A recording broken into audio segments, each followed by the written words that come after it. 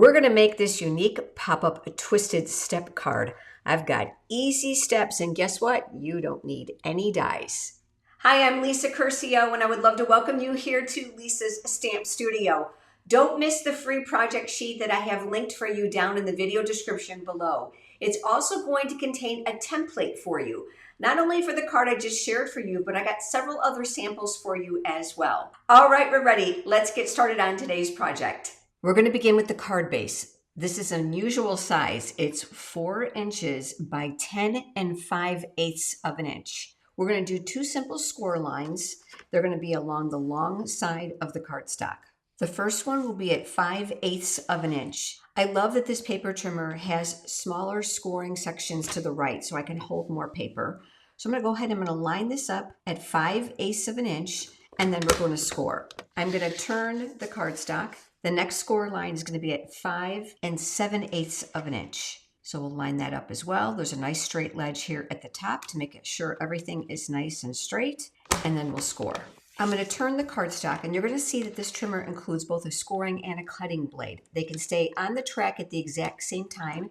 They navigate up and down out of the way, which means you never have to remove them. And the black area here is where the blade travels, and that's going to be important for the next step. I want you to fold it at the 5 7/8 inch crease.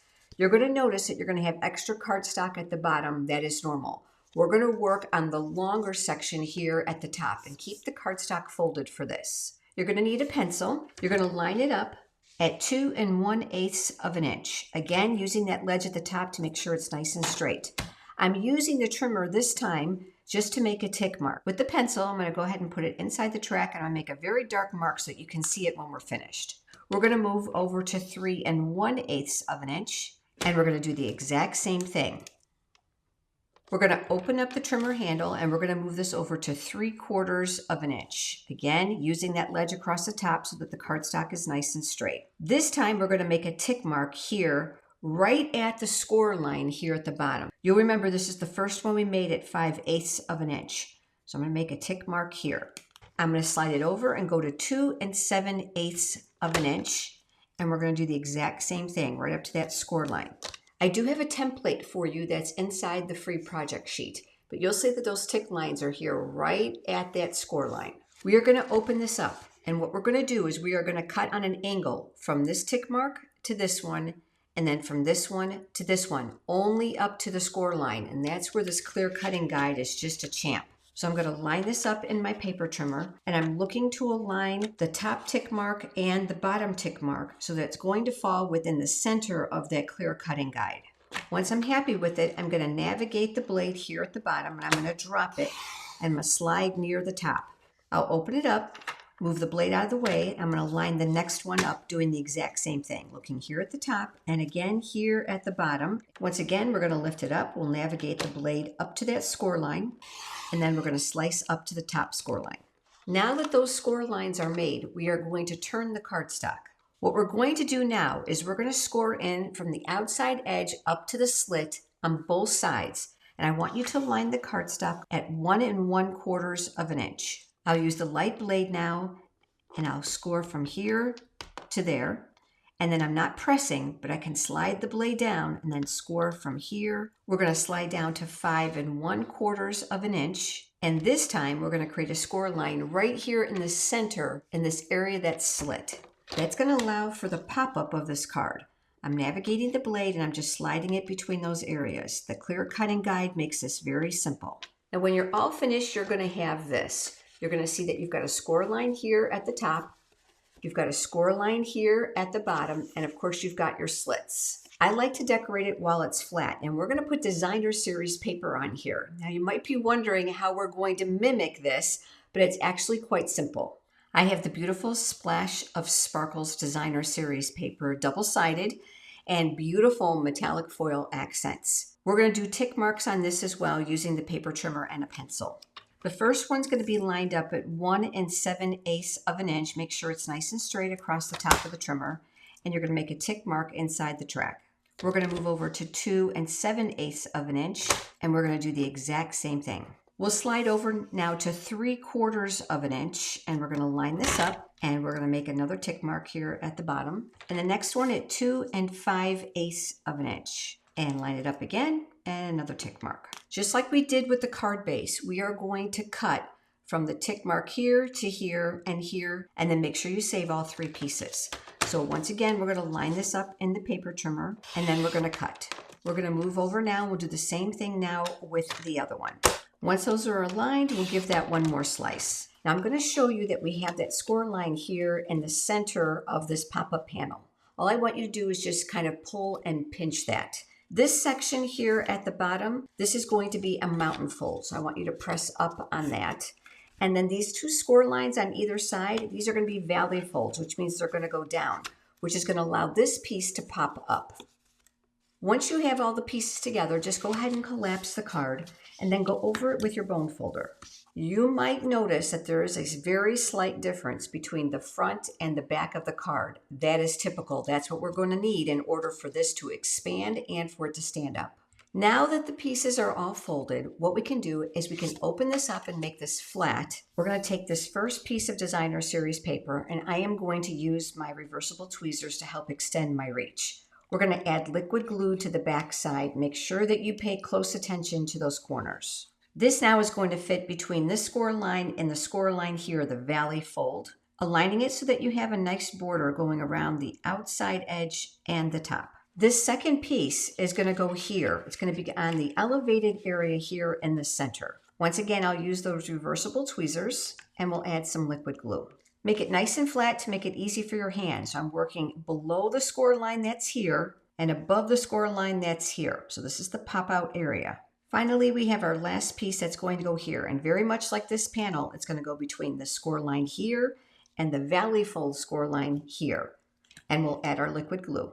Once your pieces are in place, you're going to go ahead and you're going to collapse this card once again by pushing up on the bottom, folding down on the top. And these pieces across the top, all the designer series paper, should kind of line up visually. Here at the bottom, I just cut a sliver of designer series paper. I did the 3/8 of an inch wide, and that's going to fit here at the bottom. That'll just mimic the same borders that we have on the other pieces. And then once again, we'll go ahead and we'll add our liquid glue.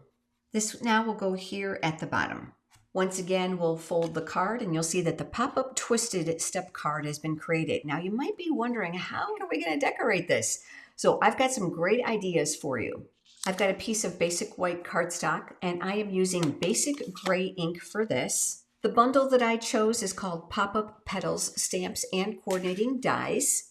I have pulled out the flower image here from that stamp set. Let's go ahead and let's ink that up and we're going to stamp that here. I also pulled out a greeting and I'll ink that up as well and we'll stamp that here. And then finally, I've got the Timid Tiger ink and I've got the vase image here. Let's go ahead and ink that up as well and we'll stamp that here. One of the benefits of this stamp set is you'll see that there are solid pieces here that fill the outline images beautifully. So this is intended to fill the flower centers as well as these filling in the petals. This time I decided to use the Stampin' Blends markers on the petals because I wanted to do something different in the center. If you've never used these before, you'll receive them in a combination of both a dark and a light shade. Whether you use the dark or the light first is completely up to you. I'm going to go ahead and just do a couple petals to give you an idea how they work. These are alcohol-based markers, which means that you're going to have a flawless finish when you're done. Unlike dye-based markers that leave streaks behind when you add layers of color, this does not. If you want some pronunciation between the colors, it's best to allow the alcohol base to evaporate before adding the darker shade. This is now the dark bubble bath, and all I'm going to do is just use those little cheat marks here. This is a very soft pastel color, so the differentiation between the petals inside the marks is going to be very, very light. I also colored in the leaves using alcohol-based markers, but for the centers, I decided to heat emboss them. Now, I did do that ahead of time because I have a fantastic video here for you on YouTube. You can find it here on my channel by using the words Heat Embossing 101. And all I did was use Versamark ink, gold embossing powder to pick up that beautiful gold foil texture inside the designer series paper. So it's a great way to use this stamp set. So you can either use the solid coordinating images to do it very quickly, or you can color them by hand and add some amazing embossing powder to the centers. I also used the coordinating dies for the vase, and I wanted to pick up a little bit of gold in here too, but you'll see that those areas are very, very narrow. So I did something that's a little fussy, but I know that a lot of you, because you make fun folds, love the fussy part. So I want to share with you what I did. You'll need some glue dots for this, and I love to use thin metallic thread. If you want something a little bit thicker, you absolutely can. And I have this product linked for you on my website under Shop Craft Room Favorites. I'll take one of the glue dots that are exposed here, and I'm going to add it to the back of the vase, right behind where those little stripes are. I'm also going to add another one here to the other side. I've cut off some of the metallic thread. We're going to start here on the back of the glue dot, and then I'm going to run this inside the white area of the vase. And I'm going to come around, and it's going to attach to the glue dot to the back. Once I get here to the back side, I'm just going to give this a good press to make sure that those are stuck in place, and then we're going to trim the excess off. You'll see here that the thread is held in place by the glue dots, and of course now we've got some real pretty foil accents to the vase. Looking to store that metallic thread so that's nice and easy, go ahead and put a glue dot right here on the base, and then just press down. Now that we've got our two pieces, let's go ahead and add a little bit of liquid glue here to the bottom of the flowers. I'm going to lay this piece flat. I'm going to pick up my vase and I'm going to attach it here to the bottom of the flowers. Now that this is dry, let's come back here to the card base. I'm going to attach it here so that's hanging off the right side of this angle. But it's going to be very important where you put your adhesive. Otherwise, it's going to stick here, and when the card closes, it will not be able to be open and extended. You're going to see that I'm going to need all my dimensionals or adhesive here about the halfway point to the left side. So I'm going to flip it upside down. I'm going to take my dimensionals now, and I'm going to place those here on what will be the right side, because this is now a mirrored effect. Because this area here is very narrow, I'm going to go ahead and use a mini dimensional for that, bearing it to the right side. And I'll place another one here as well. Let's remove those paper backings now. We'll come back here to the card base. You're going to collapse it, and you're going to adhere this near the bottom. I'm working very close to that crease line here. Once it's adhered, you should see no adhesive from the back side or dimensionals. You'll recall the greeting that was here. I die cut that from one of my label dies. This came from the Words of Beauty dies. So now I have a perfect shape to add to my card. Just like here, you're going to want to make sure that you get an idea of where this is going to go. So I'm only going to add liquid glue to this little bit of area here on the back side. I'm going to collapse the card once again, and this is going to get tucked here near the top. I'm going to add some embellishments, and then we're going to quickly do the inside. These are the loose gold sequins, and I love the sparkle of these. Great for shaker cards, but they're also fantastic for your cards as well. I like to pick out a few and put them in the tray. That makes it easier for me to decide which size that I want to use. I'm going to take a large one and place it here. I'll take a slightly smaller one and place it here. And then finally a medium-sized one that will go here. Now these do not have adhesive on the back, so I'm going to give you a little tip about placement, because if you're like me and you get it laid out perfectly and then you're trying to remember exactly where they were, this is where that pencil comes into play. So I'm going to press down, and I'm going to move this, and I'm going to make a dot, and I'm going to move this one and make a dot, and I'm going to move this one and I'm going to make a dot. Now I don't have to worry. I can come right in with my liquid glue and make a little glob bundle right over the top of where that's going to go.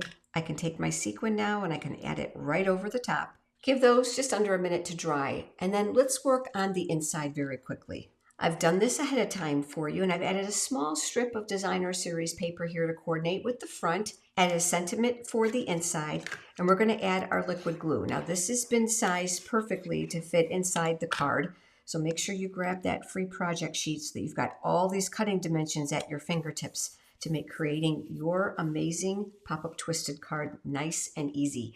And I absolutely love the way this looks when it's freestanding on display for the receiver. I've got a couple other ideas for you that I'm going to share with you. Let me pull those out. This next one uses the Sweet Bugs Bundle stamps and coordinating dies. The accessories to the dies that go with the stamp set are amazing, and you'll see that represented in this next card. Once again, we've got that great pop-up for this freestanding card that gives you that great step in the front. I used the dies to create the mushrooms, use some of those clear epoxy dots to create a little bit of texture and dew on those mushrooms. Brass butterflies here. This is actually designer series paper. The dies will cut out some of the images in the paper, which makes for quick and simple cards. Cute little snail here at the bottom. And of course, we've got a very simple inside to this next card. But I've got one more idea for you. This one uses the Easter basket bundle. Again, stamps and coordinating dies. Don't just look at this for Easter. These would make great baby cards as well. I did create this one for Easter since that's a holiday that's coming up. And again, nice and freestanding and of course, great for display. This time I grounded the larger, longer text here to hold my little images. Really pretty designer series paper from Lovely and Beautiful. And then some simple embellishments. And of course, I added a little bit here to the inside for this spectacular Easter card. You've got 3 great ideas for this pop-up twisted step card and how to cut the designer series paper to make those panels really pop. Which of those cards is your favorite? Pop down in the comments and let me know. Your feedback is super important for me as I design new projects going forward. If you'd love to be in the know about free shipping promotions and sales and new products, and of course, everything happening here at Lisa's Stamp Studio, head over to my website at lisastampstudio.com. Scroll to the bottom and fill out that little form, and we'll add you to our free weekly e-newsletter. And if you love fun fold cards like I do, I would love to tell you a little bit about Stamp Studio memberships. There are 2 levels to choose from, and it doesn't matter what country you live in. All the projects are designed by myself and they're exclusive to my members. Level 1 is $5 a month and it includes pictures, cutting dimensions, supplies, and step-by-step directions for a project I don't share anywhere else. The best part about the projects is they're not watermarked, which means you are welcome to share them with anyone. So if you're a Stampin' Up! Demonstrator, we've got you covered. Level 2 includes everything in Level 1, but it also includes a monthly fun fold project. In addition to that, you're going to get a discount code for my PDF tutorial library, and everyone in Level 2 is automatically entered into a monthly prize giveaway for which we choose 5 random winners. We'd love to have you join us. Head over to my website and click in the red menu bar under Memberships. Before you go, make sure you check out these other videos so I can keep you inspired, and I look forward to seeing you again soon. Have a great day.